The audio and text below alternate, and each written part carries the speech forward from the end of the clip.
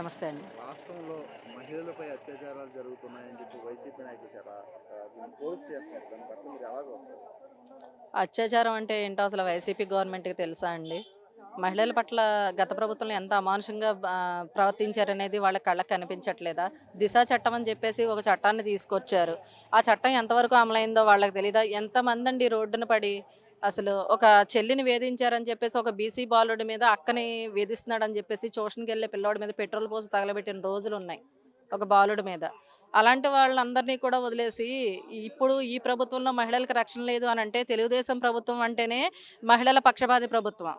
అది ఎవరైనా చెప్తారు. మేము మహిళలందరం కూడా గర్వంగా చెప్పుకుంటాం ఈ రోజున.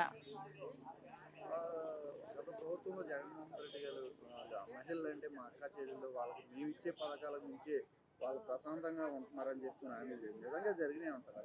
అక్కా చెల్లెళ్ళకి ఇవ్వడం అంటే ఇచ్చారండి. కాపు కార్పొరేషన్ పేరుతో 40 సంవత్సరాల వాళ్ళకి 14,000 అలా ఇచ్చారు. అది దేనికండి? బతకడానికి లేకుండా మరి అదే సమయంలో చంద్రబాబు నాయుడు గారు సీఎంగా ఉన్నప్పుడు అలా ఉచిత పథకాలేమి ఇవ్వలేదండి. మాకందరికీ కూడా బ్రతుకుదెరువు బతకడానికి డ్వాక్రా సంఘాలను నిర్మించి, అలాగే చిన్న చిన్న కార్మికులు అగరబత్తీలు తయారు చేయడం, కొండపల్లి బొమ్మలు తయారు చేయడం, ఇలాంటి వాటిలన్నిట్లికి కూడా ఉపాధి హామీలు కల్పించారు తప్ప, ఊరికనే ఉచితాలు ఎప్పుడు కూడా బాబు గారు ఇవ్వరండి. అలాంటివి ఎంకరేజ్ చెయ్యరు కూడా. ఇప్పుడు సూపర్ సిక్స్ పథకాల ద్వారా చంద్రబాబు గారు మహిళలకు కానీ మొత్తం ఈ రాష్ట్రంలో ఉన్న పథకాలన్నీ చేస్తున్నారు. కానీ వైసీపీ నాయకులు చంద్రబాబు దొంగ హామీలు ఇస్తున్నారని చెప్పి అంటున్నారు. దొంగ హామీలేంటండి? వచ్చిన 60 రోజుల్లో ఆల్రెడీ సూపర్ 6లో 2 పథకాలు అమలయ్యాయి కదండీ! వృద్ధాప్య పెన్షన్ అని చెప్పారు. ఆ పెన్షన్ పెంచారు. అలాగే వికలాంగుల పెన్షన్ అన్నారు. వికలాంగుల పెన్షన్ పెంచారు. అన్నా క్యాంటీన్‌లు ఇచ్చారు. అలాగే ల్యాండ్ టైటిలింగ్ చట్టం సూపర్ 6లో కాకపోయినా సరే వచ్చిన వెంటనే మెగా డీఎస్సీ, ల్యాండ్ టైటిలింగ్ 2 కూడా అమలు చేశారు. ఇంకా 60 రోజుల కాలంలో ఈ మాత్రం డెవలప్‌మెంట్ చేసిన సీఎం ఎవరున్నారో చూపించమనండి ఒకసారి. మరి రాష్ట్రంలో అరాచక పాలన జరుగుతుంది. రాష్ట్రపతి పాలన కావాలని చెప్పి ఢిల్లీ ఎళ్లి ధర్నా చేసేసారు జగన్మోహన్ రెడ్డి గారు. ఆ! ఢిల్లీ వాళ్ళు. అదే ఈ డెవలప్‌మెంట్‌ని ఆయన తట్టుకోలేకపోతున్నాడండి. బాబు గారు చేసే డెవలప్‌మెంట్‌ని ఆయన తట్టుకోలేక రాష్ట్రపతి పాలన కావాలంట ఆయనకి. అసలు రాష్ట్రపతి పాలన దేనికి విధిస్తారో గూడా తెలియని మిడిమిడి జ్ఞానంతో ఈ రోజున జగన్మోహన్ రెడ్డి ఉన్నందుకు మేమందరం గూడా సిగ్గుపడుతున్నాం. జగన్మోహన్ రెడ్డి గారు రేపు లండన్ కోసం పర్మిషన్ పెట్టుకున్నారు. విజయసాయి రెడ్డి గారు కూడా.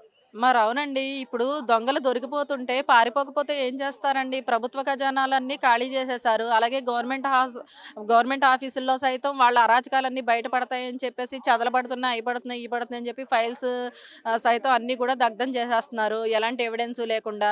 అవన్నీ ఒక్కొక్కటి ఒక్కొక్క తీగ లాగుతుంటే ఒకటి కాదు వాళ్ళ చిట్టాలు చిత్రగుప్తుడి చిట్టాలాగా ఒక్కొక్కటి బయటకొచ్చేసరికి అందరూ కూడా పారిపోయే ప్రయత్నంగా దారులు వెతుక్కుంటున్నారు. ఇప్పుడు లోకేష్ గారు ప్రజా దర్బార్ అని ఒక సంస్థ నడుపుతున్నారు.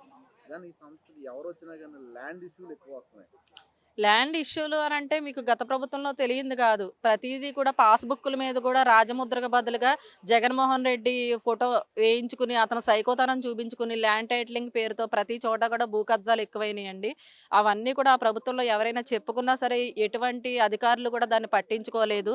ఆ ప్రభుత్వంలో మిగిలిపోయిన ఈ 60 రోజుల కాలంలో మేము చూస్తున్నామండి. ఇక్కడికి లోకేష్ గారికే కాదు, లోకల్ నాయకులకు కూడా కాన్స్టిట్యున్సీలో చాలా తలనొప్పిగా తయారైందండి. ఎందుకంటే పాలన గురించి ఆలోచించే టైం కూడా లేకుండా ఏదైనా అభివృద్ధి పనులు చేపడదామన్నా సరే పాపం ప్రజల యొక్క సమస్యలే ఎక్కువైపోయినాయండి. ప్రతి వాళ్ళు కూడా మాకు ఈ సమస్య ఉంది, ఆ సమస్య ఉంది అని చెప్పేసి ఉదయం నుంచి ఈవినింగ్ వరకు కూడా ఎడతెరిపి లేకుండా ప్రతి చోట కూడా ప్రజల సమస్యలతోనే వస్తున్నారండి.